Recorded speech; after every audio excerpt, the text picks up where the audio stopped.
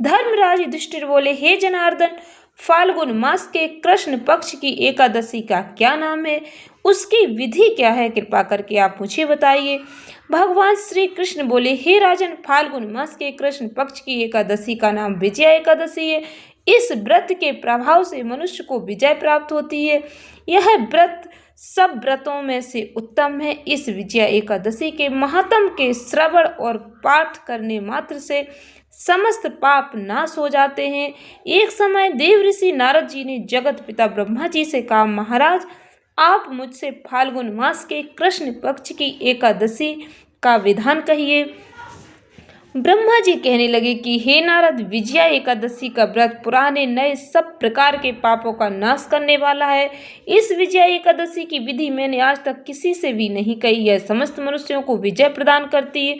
त्रेता युग में मर्यादा पुरुषोत्तम श्री रामचंद्र जी को जब 14 वर्ष का वनवास हो गया, तब वे श्री लक्ष्मण और सीता सहित पंचवटी में निवास करने लगे। वहां पर दुष्ट रावण ने जब माता सीता का हरण किया, तब इस समाचार से रामचंद्र जी लक्ष्मण अत्यंत व्याकुल हुए और सीता की खोज में चल दिए। घूमते घूमते जब वे मरणासन जटायु के पास पहुंचे, तो जटायु उन्हें सीता जी का सारा वृतांत सुनाकर स्वर्गलोक चला गया। कुछ आगे जाकर उनकी सुग्रीव से मित्रता हुई और उन्होंने बाली का वध किया। हनुमान जी ने लंका में जाकर माता सीता का पता लगाया।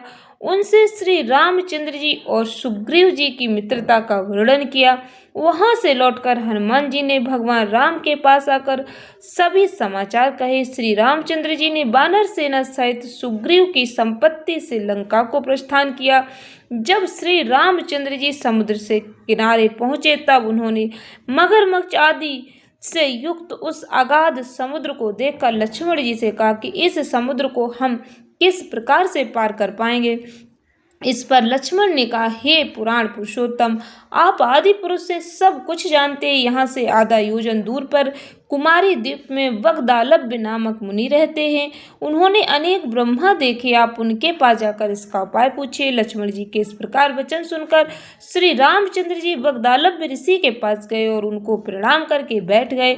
मुनि ने भी उनको मनुष्य रूप धारण किए हुए पुराण पुरुषोत्तम समझकर उनसे पूछा कि हे राम, आपका आना कैसे हुआ? श्री रामचंद्र जी कहने लगे कि हे ऋषि, मैं अपनी सेना सहित यहाँ आया हूँ और राक्षसों को जीतने के लिए लंका जा रहा हूँ। आप कृपा करके समुद्र पार करने का कोई उपाय बताइए। मैं इसी कारण आपके पास आया हूँ। वगदालभ ऋषि बोले कि हे राम, फाल्गुन मास के कृष्ण पक्ष की एकादशी का उत्तम व्रत करने से निश्चय ही आपकी